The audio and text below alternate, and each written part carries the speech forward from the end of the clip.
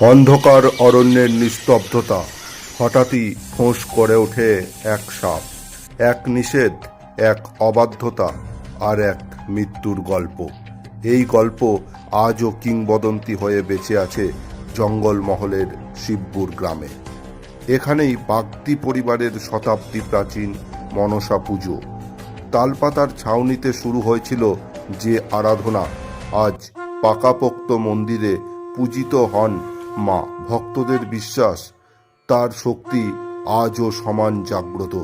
কথিত আছে, এক পূর্বপুরুষ স্বপ্নে মায়ের নিষেধ অমান্য করেছিলেন, আর খরিস সাপের ছোবলেই শেষ হয়েছিল তার জীবন।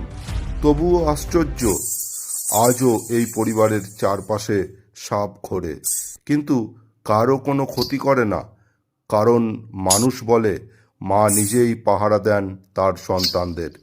পুজোর দিনে জমে ওঠে ভিড়, হয় দণ্ডি যজ্ঞ আর প্রসাদের আয়োজন। পরদিন ভেসে ওঠে মনসা মঙ্গলের সুরে আস্থার সঙ্গীত।